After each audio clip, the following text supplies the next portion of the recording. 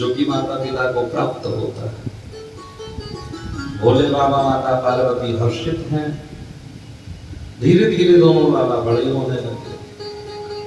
एक दिन मैया पार्वती ने भोले बाबा से कहा कि क्यों ना लगन कर दिया जाए, दोनों का विवाह कर दिया जाए। जो विवाह की बात सुनी, माताओं को बहू की बड़ी जल्दी होती है ना, बहू लाया जाए। जो विवाह की बात सुनी तो गणेश जी ने कहा पहले हम विवाह करेंगे, कार्तिकेय जी ने कहा पहले हम करेंगे, भगवान ने कहा एक साथ ही कर दे, बोले ना पहले हम करेंगे। अब क्या करें? तो एक प्रतियोगिता रखी गई। भोले बाबा ने कहा कि जो पहले चक्कर लगा करके आ जाएगा संपूर्ण पृथ्वी की, उसका विवाह पहले होगा। भगवान श्री भोलेनाथ ने अपनी बात को पूरा नहीं कर पाए थे, तब तक कार्तिकेय जी अपने मोर पे बैठ के उड़ गए। और गणेश भगवान एक बार अपने आप को देखें, एक बार अपने चूहे को देखें, एक बार मूषक को देखें, इनको लेके कैसे परिक्रमा करेंगे हम। लेकिन गणेश जी कौन है? बुद्धि के दाता गजानन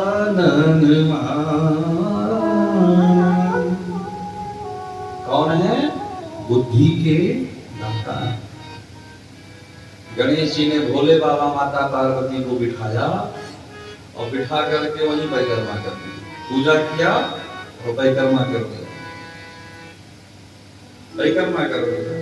भोले बाबा ने कहा ये क्या कर रहे हो? गणेश जी कहते हैं माता पिता में ही स्वर्ग है, माता पिता ही संपूर्ण तीर्थ है। एक दिन मैंने और आपसे निवेदन किया था कि किसी रिश्ते का नाम लीजिए, चाचा चाची, दादा दादी, नाना नानी, भैया भाभी, सब में पुरुष का नाम पहले आता है ना, स्त्री का नाम बाद में आता है। और किसी भगवान का नाम लीजिए, राधे श्याम, लक्ष्मी नारायण, गौरा शिव, सीता राम। जब आप भगवान का नाम लेंगे तो भगवान के नाम लेने पे मैया का नाम पहले आता है, बाबूजी का बाद में आता है। तो जैसे राधे श्याम, जैसे सीता राम, जैसे गौरा शिव, वैसे माता और पिता। मतलब धरती के माता पिता ही भगवान हैं। गणेश जी की इस बात को सुन करके भोले बाबा प्रसन्न हो गए। गणेश जी कहते हैं पित्रोस पूजनम कृत्वा प्रकृतिं छाकरो तस्य वै पृथ्वी जन्यं फलं भवत्नि।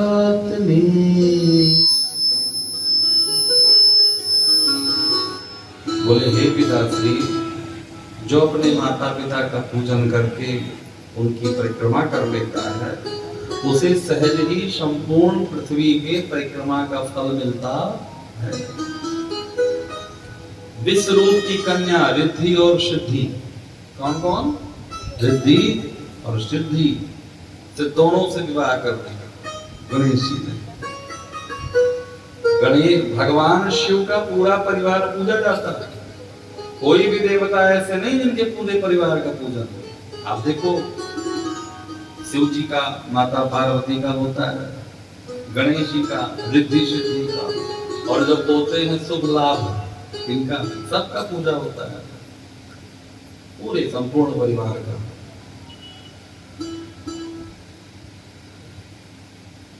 इस प्रकार से विवाह हुआ। बोले गणेश भगवान की जैसे कुमार कार्तिकेय, थोड़ा इनको को डाल दो, कुछ ना कहें तो नहीं डालोगे।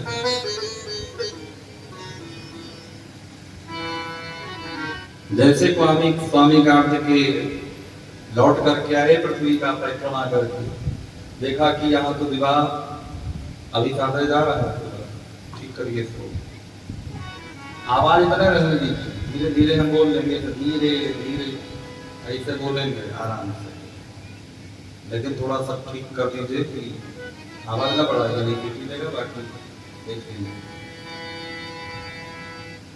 कार्तिकेय जी क्रोधित होकर के क्रौंच पर्वत पे चले गए। कहां चले गए? क्रौंच पर्वत पे। आज भी भोले बाबा दक्षिण में चले गए कार्तिकेय, मुर्गन स्वामी के नाम से उनका पूजन होता है। आज भी भोले बाबा अमावस्या के दिन माता पार्वती पूर्णिमा के दिन जाती हैं, जिससे वहां मल्लिकार्जुन नाम का ज्योतिर्लिंग हुआ, और हम लोग जाते हैं अपनी मनोकामना को पूर्ण करते हैं। इस तरह से श्री गणेश भगवान के विवाह की कथा शिव महापुराण में है। अब बोलिए, सुनिए, एक दिन की बात, भोले बाबा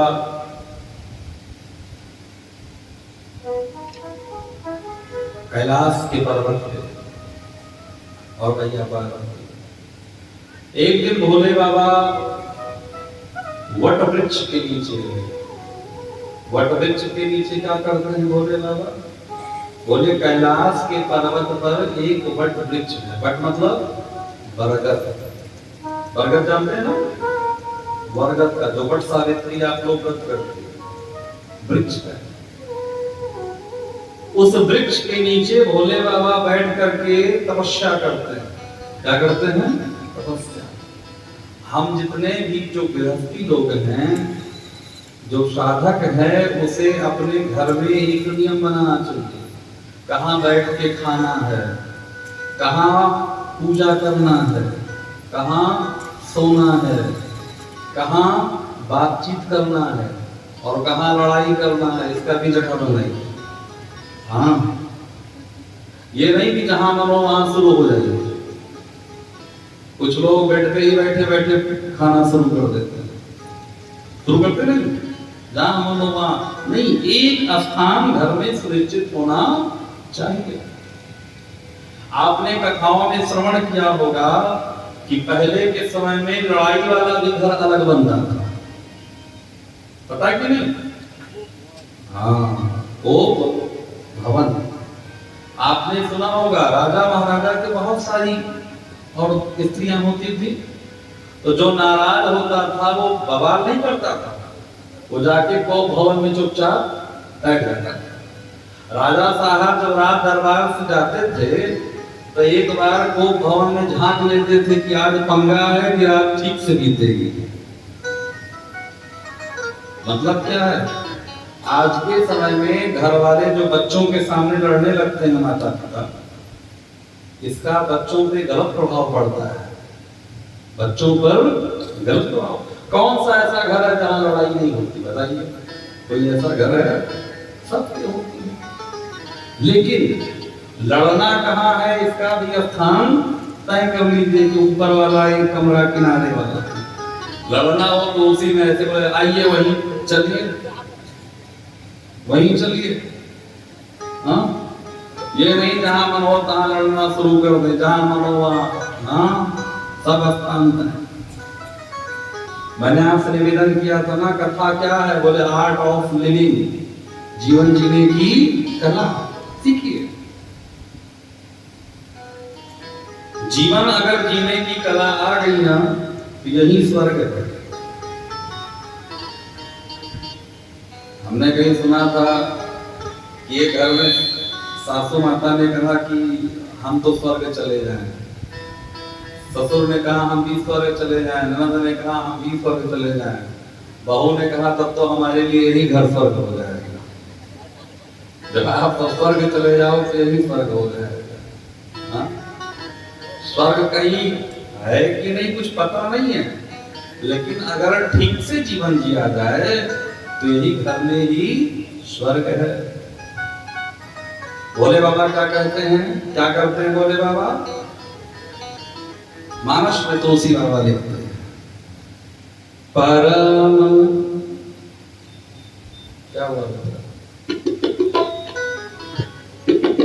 राग कॉफी, राग कॉफी लगी।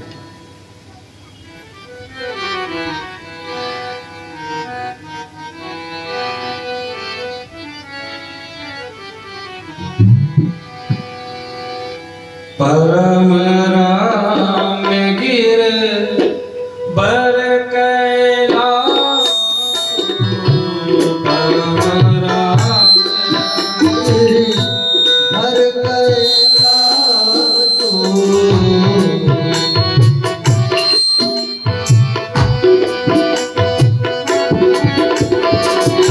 परम राम गिर बर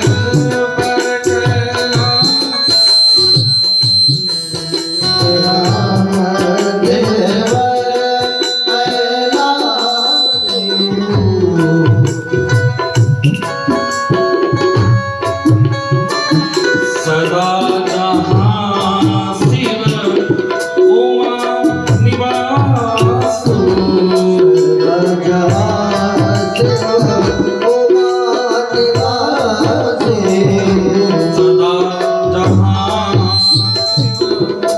उमा निवास,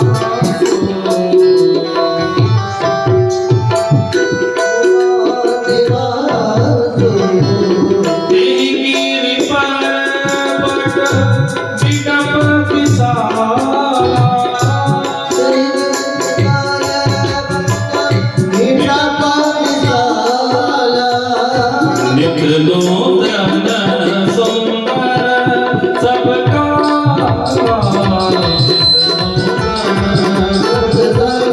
सबका,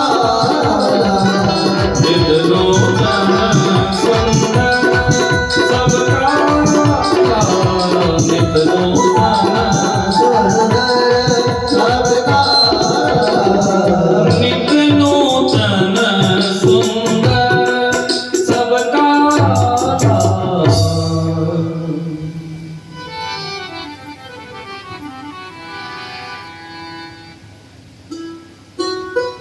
कैलाश कैसा है? बोले परमाराम्य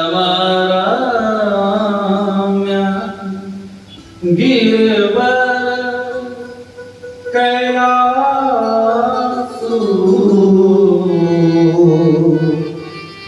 कैलाश पे हमारी मैया पार्वती और भोले बाबा का नित्य वास है। कैसे वास है? नित्य, ये नहीं कभी थे, हमेशा है, नित्य निवास है। जहां पर एक वट वृक्ष, विशाल वट वृक्ष है। इस वृक्ष की चर्चा क्यों आई? इस वृक्ष में क्या अच्छाई है, क्या खासियत है, क्या गुण है? बोले नित नूतन सुंदर सबका,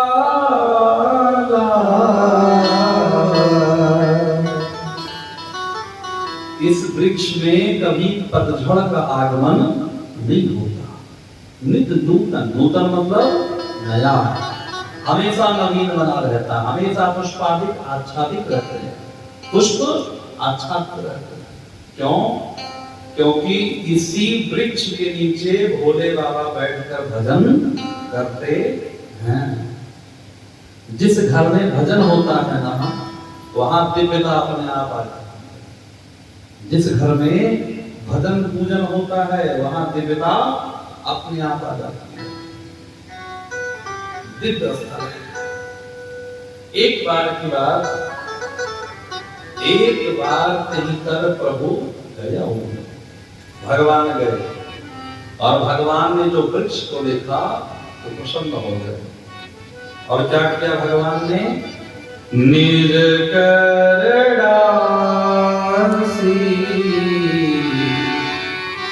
नाग रिपुछाला और बैठे शंभु सहज कृपाला। बैठे साजनी शंभु कृपा। भगवान ने क्या किया? बोले निज कर दास। निज मतलब अपने, कर मतलब हाथ, दास मतलब बिछाना। भोलेनाथ ने अपने हाथों से बिछाया। क्या बिछाया? बोले नाग रिपु। नाग कहते हैं हाथी को, रिपु मतलब शत्रु। हाथी का शत्रु कौन? शेर।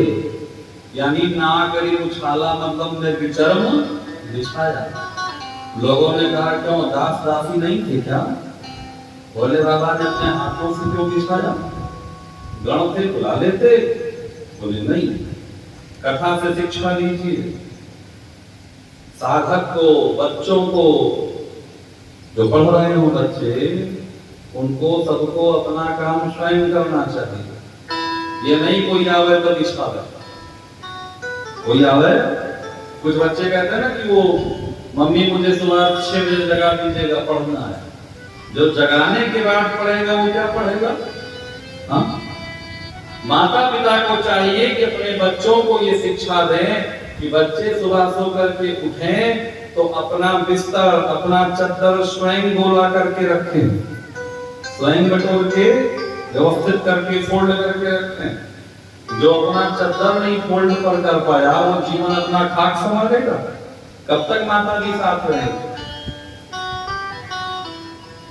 मुगल साम्राज्य का अंतिम शासक कौन था जानते हैं आपको? बहादुर शाह जफर। कौन था? लखनऊ का नवाब। जब अंग्रेजों ने आक्रमण किया तो सब भाग गए, ये नहीं भागा। अंग्रेजों ने आया बंदी बना दिया। पूछा कि आप क्यों नहीं भागे? आप भी भाग सकते थे। इसने कहा भाग तो सकते थे लेकिन जूता कौन पहनाया? जूता पहनाने वाला नहीं था। आप बताओ, छोड़ दिया इसे। बोले ये तो पहले से मरा हुआ है, जो जूता पहनाने वाले को इंतजार कर रहा है। भागा नहीं। अपने जीवन में अपना काम स्वयं करिए। और कैसे बैठे? भोले बाबा ने अपने हाथ से बिछाया और बिछाने के बाद बैठ गए। कैसे बैठे ये भी देखिए। बैठे सहजहि शंभु कृपाला। सहज होके बैठे। कैसे बैठे? सहज हो। जीवन में जिसे जीवन में बड़ा काम करना है ना, जिसे जीवन में बड़ा काम करना है उसे सहज होना पड़ता है। अपने मन की प्रवृत्तियों को रोकना पड़ता है। जब तक मन भटकेगा तब तक कंसंट्रेट नहीं हो पाएगा। हो पाएगा? नहीं हो पाएगा। तो कैसे बैठा जाए? बोले अपने मन को बिल्कुल मजबूत बनाए, सहज होकर के। भोले बाबा को पता है कि आज राम कथा रूपी गंगा निकलेगी, इसलिए भोले बाबा सहज होकर बैठे। आपने देखा होगा कुछ लोग बैठते हैं ना तो अपना पैर हिलाया करते हैं। हिलाया करते हैं ना, बैठेंगे पैर ऐसे ऐसे हिला करेंगे। अब जो अपने पैर पे काबू नहीं कर पाया वो जिंदगी में कुछ कर पाएगा? हाँ? कुछ लोगों को आपने देखा होगा कि वो बैठेंगे तो देखते रहेंगे इधर उधर, कभी इधर देखेंगे कभी उधर देखेंगे। हाँ? कुछ लोग तो ऐसे हैं घर में आ जाए तो उठा करके सोफे का वो भी देख लेंगे, यहाँ क्या रखा है, यहाँ क्या रखा है। कुछ माताओं बहनों की आदत इतनी गंदी होती है, किसी के घर में जाए तो किचन तक घुसती चली जाती। क्या बना रही हो? आज क्या बनाई? क्या है? सहज हो रही है। जीवन में कुछ करना है तो अपने आप को सहज करना होगा। कुछ लोगों से सावधान रहिए, वक्र दृष्टि, काग दृष्टि। कुछ लोगों को तिरछा देखने की आदत होती है। बात आपसे करेंगे देखेंगे इनको, हम बात इनसे करेंगे देखेंगे आपको। ऐसे लोगों से सावधान रहिए, इनका भरोसा कभी नहीं करना चाहिए। हाँ, इनका भरोसा नहीं होना चाहिए। भोले बाबा कैसे बैठे? बैठे साजनी शंभु कृपा। सहज होकर के बैठे। आप अंदर की बात बाहर तभी कर सकते हैं जब मन की वृत्तियों को रोका जाए। ये दो बहनें बैठी हैं आकर के, आपका नाम तो मुझे नहीं पता। हाँ, थोड़ा सा खड़ी हो जाइए आप लोग, एक मिनट से सब लोग देख रहे हैं। आप लोगों ने इतना सुंदर, वो पीछे आपके, उस दिन इतना सुंदर भजन सुनाया, आप लोगों जोरदार तालियों से स्वागत कीजिए। आप लोगों को अवार्ड मिला है, लेकिन अब बैठ जाइए। लेकिन जब आप लोगों ने भजन गाया ना, तो सबसे पहले तानपुरा से अपना स्केल सेट किया ना, तानपुरा से किया था ना। क्यों? क्योंकि जब स्केल में रहेंगे तो ही भजन चलेगा। हम भैया को कहते हैं भैया 2 लगा लीजिए, भैया 3 लगा लीजिए, उनसे नहीं कहते, लेकिन वो भी अपना स्केल लगा लेते। साउंड वाले भैया भी एक स्केल लगा देते, इसीलिए कहीं कहीं वो स्केल छूट जाता है। क्यों? क्योंकि सबसे पहले इन्होंने मन की वृत्तियों को रोका। आज अवार्डेड है बच्चियां, ये अवार्ड मिला है, एक बार जोरदार तालियों से स्वागत करें दोनों बच्चियों का। क्यों? क्योंकि मन की वृत्तियों को रोका, सहज हुए। और जब सहज जीवन से ही बड़ा काम हो सकता है, असहज होकर नहीं हो सकता। जैसे भोले बाबा बैठे, एक बात मैं आपसे और निवेदन करूं, देखिए जो आपके अंदर होगा ना वो बाहर, ये जो चेहरा है ना, ये आईना है, छिपता नहीं। जो अंदर होगा वो बाहर आ ही जाएगा। कितना भी नाटक कर लो, कितना भी बनावटीपन कर लो, आ जाएगा। जीवन में 2 बातों का ध्यान रखिए, जो मैंने और कहा था। अब आप देखो, भोले बाबा के जीवन में कम समस्या है क्या? मैंने निवेदन किया था ना आपसे, समस्या कम है। आप कहोगे कौन सी समस्या? मैंने पहले या दूसरे दिन की कथा में कहा था कि बड़े लोगों के घर में पार्किंग की व्यवस्था होती है। भोले बाबा के यहाँ भी पार्किंग है। उस पार्किंग में भोले बाबा का नाम दिया भी है और जगदम्बा जी का शेर भी है। दोनों एक दूसरे से लड़ने वाले, लेकिन वो दोनों वही पार्किंग में हैं। भोले बाबा के गले में सांप, कार्तिकेय जी का वाहन मोर, गणेश जी का वाहन चूहा, लेकिन तीनों वही है। अच्छा, इतना झंझट छोड़ा पाना साधारण है? लोग कहते हैं महाराज हमारे जीवन में बड़ी समस्या है, शंकर जी से ज्यादा समस्या है। इसके बाद उनके भक्त देखो, एक से बढ़कर एक भक्त। आपने सुना होगा एक भस्मासुर नाम का भक्त था। भोले बाबा से वरदान मांगा कि जिसके सिर पे हाथ रखे वही भस्म हो जाए। भोले बाबा ने कहा जाओ दिया। अब पता लगा भोले बाबा को दौड़ा दिया। भोले बाबा तुम्हीं से प्रैक्टिकल करेंगे। ऐसे ऐसे बाबा के था। हाँ, आपने कथा सुनी होगी कि एक व्यक्ति, एक चोर था, एक दिन कुछ नहीं मिला तो शंकर जी के मंदिर में पहुंचा और जो भोले बाबा का मंदिर देखा, बोले मंदिर भी मिला तो शंकर जी का क्या मिलेगा खाने को? बेलपत्र, भांग, धतूर, इससे तो पेट भरेगा नहीं। बड़ा क्रोध आया उसे। तब तक उसकी निगाह पड़ गई घंटे पर। सोचा एक घंटा ले चलूं, बेच दूं खोल के, इससे कुछ मिल जाएगा। घंटा पकड़ने लगा लेकिन पहुंच नहीं पा रहा था तो भोले बाबा की पिंडी पे ही चढ़ के खोलने लगा। भोले बाबा प्रकट हो गए, वरदान मांगो भक्त, वरदान मांगो। वो डर गया, पुजारी जी भी दौड़े दौड़े, बोले अरे महाराज चोर है। आप प्रकट हो गए, हमने जीवन भर आपकी वंदना स्तुति की, पूजा पाठ किया, कभी नहीं प्रकट हो गए। चोर आपके ऊपर चढ़ गया, घंटा खोलने प्रकट हो गए। भोले बाबा ने कहा आपने हमें क्या चढ़ाया? जल चढ़ाया, दूध चढ़ाया, यही चढ़ाया ना? भांग तो इसलिए तो अपने आप को ही चढ़ा दिया, इसलिए ऐसे वो भड़का नहीं। लेकिन भोले बाबा भी इतने व्यस्ततम समय में समय निकाल करके भजन करते हैं। क्या करते हैं? भजन। जीवन में 2 बातों का अनुभव कर लेना चाहिए। एक, कितना कमाना है, और दूसरा कब तक कमाना है। अगर दोनों का अनुभव नहीं किया तो कमाते कमाते मर जाएंगे, कुछ होने वाला नहीं है, कुछ नहीं होगा, केवल कमाते कमाते मर जाएंगे। और कितनी भी बुद्धि लगा लीजिए, कुछ होगा नहीं। एक व्यक्ति के यहाँ यमराज पहुंच गए। उसने पूछा बताइए, बोले हम यहाँ यम तुम्हें लेने आए हैं। तो मनुष्य चालाक बहुत है, उसने कहा अरे महाराज बहुत अच्छा किया, हमने बहुत सुंदर सुंदर पकवान बनाया है, थोड़ा सा पाइए। खिलाया और नीम की गोली मिला दी, उसी नीम की गोली मिला के खिला दिया। यमराज गए सो, यमराज आप पी के बढ़िया सो गए। जो सो गए तो यमराज की डायरी उठाया और भगा लेकर के बाहर, और जो खोल के देखा तो सबसे ऊपर इसका नाम था। सबसे ऊपर इसने क्या किया कि उसपे सफेदा लगा दिया, होता ना व्हाइटनर लगा दिया, और सबसे नीचे अपना नाम लिखा और लेकर डायरी रख दिया चुपके से। यमराज जब उठे बोले बेटा तूने बड़ी सेवा की, हमें नींद आ गई। बेटा हमने कभी अपना नियम कानून नहीं बदला, लेकिन तुम्हारी सेवा के नाते आज हम अपना नियम बदल दें। क्या करोगे महाराज? बोले हमेशा लिस्ट ऊपर से चालू करते थे, अब की नीचे से चालू कर रहे। और जो नीचे देखा तो इसी का नाम है ना, कोई लाख करे चतुराई कर्म का लेख मिटे न रे भाई। कितना भी चतुराई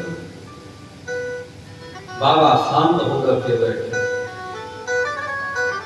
कैसे बैठे? शांत होकर। जैसे पार्वती मैया ने देखा कि भोले बाबा के चेहरे पे शांति है, तो मैया ने सोचा आज अवसर अच्छा है, आज अच्छा अवसर है। पत्नी अगर देख लेगी पति के चेहरे पे शांति है तो पत्नी मगन हो जाती है। पत्नी का एक ही सोच होता है कि बस ये शांत है, बाकी घर चल जाएगा, ये ना देखो इनके चेहरे पे शांति बनी रहे,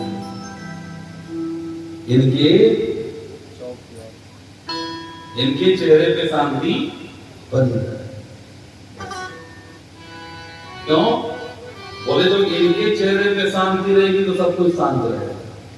तो पार्वती मैया ने जैसे देखा कि इनके चेहरे पे शांति है, मैया ने क्या किया?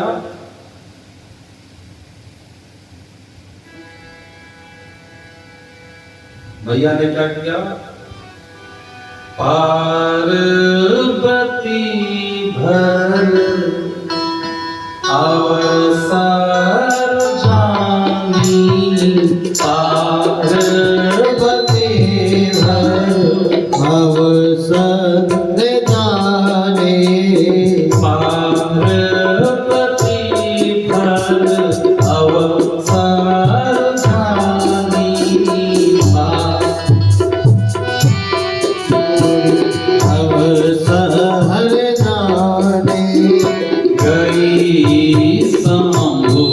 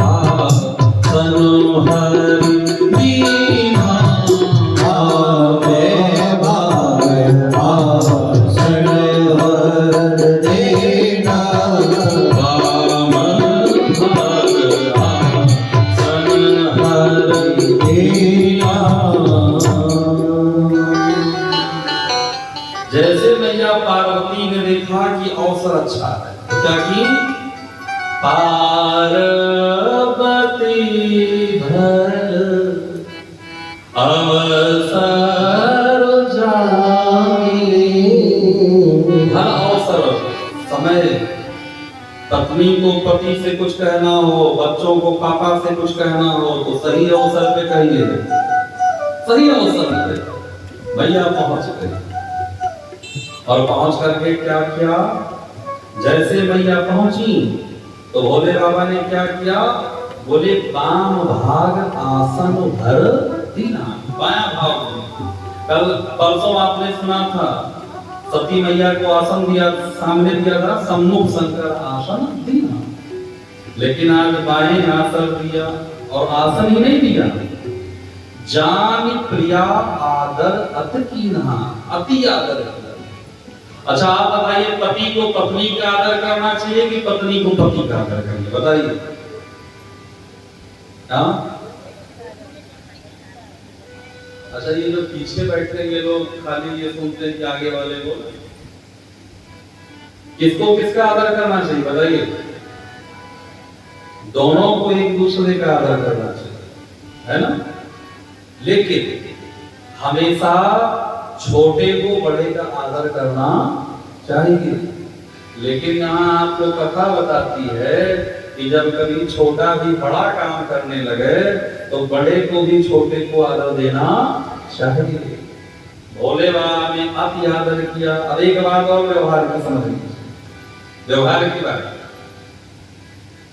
जब आपके घर, आप किसी के घर जाते हैं ना, तो उसके आदर सत्कार करने के भाव से पता लगता है कि इनके अंदर हमारे लिए क्या है। लिखा है आगते स्वागतम सारम।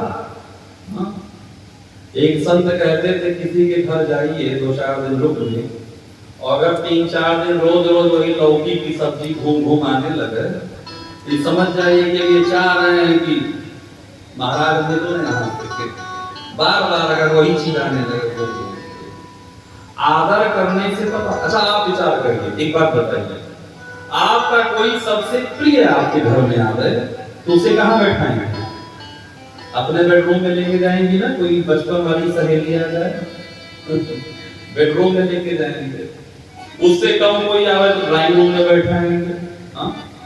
उससे भी कोई कम आ जाए तो बाहर से ही हाल चाल दे लेंगे, कैसे आए हो, चलो ठीक। और कोई ऐसा आ जाए जिससे आपका ना पड़ता होता तब तो गेट ही न खुले, हाँ? तो आगते स्वागतम सारम। भोले बाबा ने जैसे स्वागत किया, मैया प्रसन्न हो गई। और प्रसन्न हो गई कि जैसे मैया वाम भाग में बैठी तो वाम भाग में बैठते ही पूर्व जन्म की सारी कथा याद आ गई। मैया ने भोले बाबा से कहा, बाबा मैं आपसे कुछ पूछना चाहती हूँ। भोले बाबा ने कहा कि पूछिए। मैया पार्वती कहती हैं, भोले बाबा आप संपूर्ण विश्व के नाथ हैं। देवता, असुर, चर, अचर, नाग, किन्नर, गंधर्व, मनुष्य सब आपकी पूजा करते हैं। आप पूरे संसार के नाथ हैं और नाथ आप मेरे भी नाथ हैं। लेकिन बाबा मैं भी आपके चरणों की सेविका हूं, आपके चरणों की दासी हूं, लेकिन आपके जैसे नाथ होने के बाद भी मेरे मन में संशय है बाबा। भोले बाबा ने कहा, देवी आपके मन में संशय, आपको संशय? बोले बाबा इस जन्म का नहीं है, उसी जन्म का है, पूर्व जन्म वाला अभी तक चला।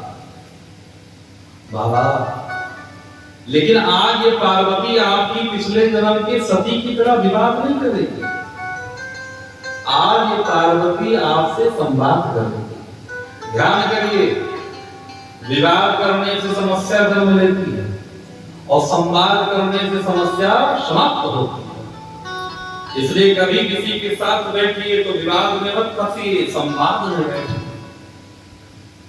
पार्वती मैया कहती कि आज आपकी पार्वती आपसे संवाद करना चाहती है। देव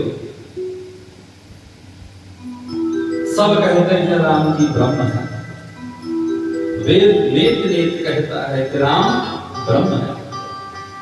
ऋषि मुनि महात्मा कहते हैं कि राम ब्रह्म है। ऋषियों के मुख से उनकी महिमा सुन करके और आपके मुख से महिमा सुन करके मेरे मन में संशय है कि ये राम जी ब्रह्म कैसे हैं? और जो दशरथ जी के आंगन में खेल रहे हैं वही राम जी ब्रह्म हैं या वो राम जी कोई और है? और जिन्हें लोग ब्रह्म कहते हैं वो राम जी कोई और है। और महाराज अगर वो राम जी कोई और हैं, क्योंकि ब्रह्म का तो अवतार नहीं होता, बड़े ध्यान से सुनिएगा, ब्रह्म का अवतार नहीं होता। तो अगर ब्रह्म का अवतार नहीं होता तो दशरथ के जो पुत्र राजकुमार हैं, तो राजकुमार को आप लोग ब्रह्म क्यों कहते हैं? आप दिनों रात राम राम राम राम जपा करते हैं। तुमको निराम राम दिन राति सागर जपहु अनंग परारी। राम राम राम आप जपते हैं। ये राम जी हैं कौन? मुझे ये बताइए। प्रभु कृपा करके बताइए कि जो निर्गुण है वो सगुण कैसे होंगे? आज के समय में सबसे ज्यादा विवाद इसी बात का। लोग कहते हैं हम तो निर्गुण मानते हैं, कोई कहता नहीं हम तो सगुण मानते हैं। भोले बाबा से मैया पार्वती कहती हैं कि वो निर्गुण सगुण कैसे हो गए? भोले बाबा मुझे कृपा करके बताइए वो ब्रह्म कैसे हो? अब आप देखिए कैसे गृहस्थी है भोले बाबा। जब मैया पार्वती और भोले बाबा एक साथ बैठे तो फिर कथा की चर्चा हुई। मैया कहती है भोले बाबा से, पूछे प्यारी शैल कुमारी कथा कहिए भोले भंडारी जी।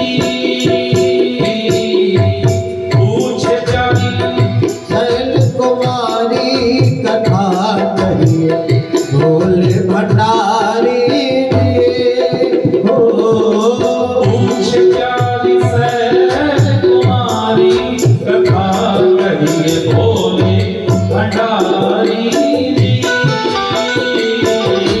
पूछ प्यारी शैल कुमारी कथा कहिए भोले भंडारी जी। हो प्रथम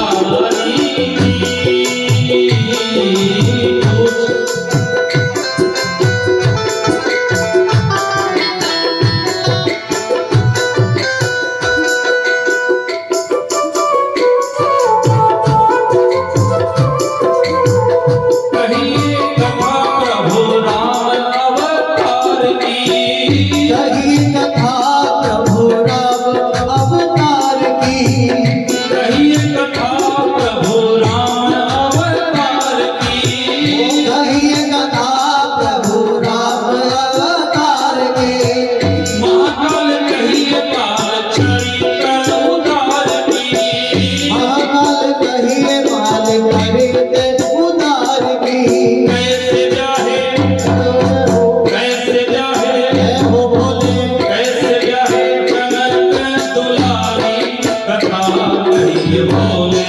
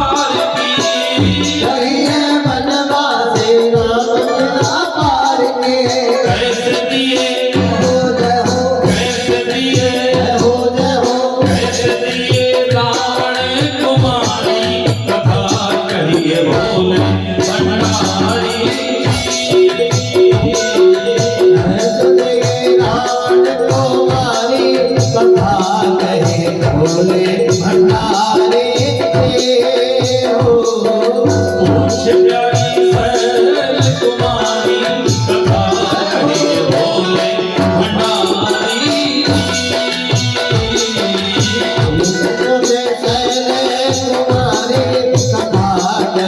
भोले भंडारी। क्या कहती है पार्वती मैया? पूछे प्यारी सैल कुमारी कथा कहिए भोले भंडारी जी।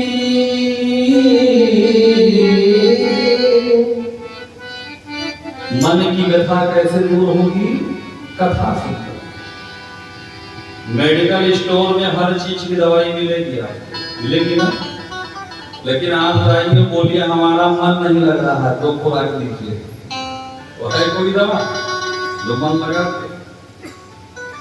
जो जीवन की व्यथा दूर कर दे वही है भगवान की कथा।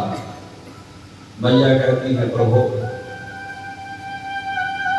आप मुझे बताइए कि निर्गुण ब्रह्म सगुण कैसे? भगवान के जन्म की कथा करें। भोले बाबा प्रश्न सुन करके एक दंड के लिए मौन हो गए। दो दंड के लिए कितने दंड? एक दंड में कितने मिनट होते हैं पता? एक दंड बराबर 24 मिनट। ये वैदिक गणित। एक दंड में 24 मिनट। दो दंड के लिए भोले बाबा ध्यान में चले। दो दंड मतलब कितना हो गया? 48। बाबा को आनंद आ गया, लेकिन बाबा ने अपने ध्यान को तोड़ा। क्यों? बाबा ने सोचा हम समाधि में रहेंगे तो हमें आनंद मिलेगा, लेकिन समाधि से बाहर आकर के जब हम कथा करेंगे तो सबको आनंद मिलेगा। इसलिए हमारे और आपके लिए बाबा ने अपना आनंद खो दिया और बाबा समाधि से बाहर आए। बाबा ने नेत्र खोलते ही मैया पार्वती से कहा देवी रस्सी और सर्प का भ्रम तब तक रहता है जब तक प्रकाश नहीं होता। जैसे आप एकाएक गोधूली मेला में जब ना दिन हो न रात अपने बिस्तर से उठिए, पैर के नीचे कुछ पड़ जाए, रस्सी ही पड़े, लेकिन आपको भ्रम होगा कहीं सांप तो नहीं है, लेकिन एकाएक लाइट आ गई तो आपने देखा अरे तो रस्सी है ना। भ्रम हमारा कब तक रहता है? जब तक प्रकाश न हो। भगवान को जानने के बाद संसार की सारी भ्रांति समाप्त हो जाती है। हमारे राम वो तत्व है देवी जही जानी जग जाए हेराई, जाके जथा सफल होना चाहिए। जिसको जानने के बाद फिर जगत याद नहीं रहता। भोले बाबा ने सबसे पहले मंगलाचरण किया। क्या किया? मंगलाचरण। आप जितने लोग यहाँ बैठे हैं, अगर हम किसी से पूछें कि शिव पुराण का कोई श्लोक सुनाइए तो शायद याद हो किसी को? याद है किसी? ब्रह्म पुराण, अष्टंग पुराण, भागवत पुराण नहीं, लेकिन रामचरितमानस की एक चौपाई जो हम गारंटी लेते हैं आप सबको याद है, पूरी दुनिया को याद। कौन सी? जो बाबा ने मंगलाचरण किया। क्या मंगलाचरण किया? मंगल भावन मंगल भाई द्रव सुदशरथ अजिर। अरे आप लोग तो गा रहे हैं, देखिए आपकी बात हम भी जानेंगे। सबको याद मंगल भवन अमंगल हारी। भोले बाबा ने मंगलाचरण किया, फिर मैया को धन्यवाद किया। धन्य धन्य गिरिराज को। पहला धन्य किसे है? बोले आपके पिताजी को। कभी पत्नी से बात करना हो, पत्नी की अगर आप बड़ाई करेंगे तो कम प्रसन्न होंगे, और ससुर जी की बड़ाई करेंगे तो और प्रसन्न हो जाएंगे।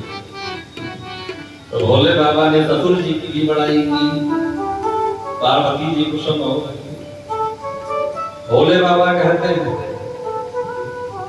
ये जो कथा है देवी, पूछो रघुपति कथा प्रसंगा, सकल लोक जगतामणि गंगा।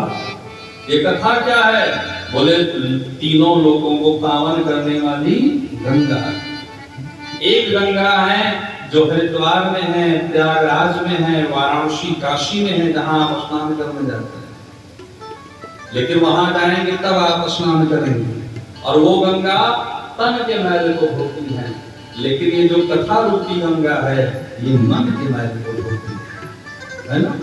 और ये गंगा बहते बहते आज खाम गांव में बह रही है, जिसमें सब लोग स्नान करने आए हैं। लेकिन हमारे द्वारा सत्कर्म ही हमारे द्वारा किया गया सत्कर्म ही हमें भगवान के भजन में लगाता है, और हमारे द्वारा किया गया कुकर्म ही हमें उस भजन से दूर करता है।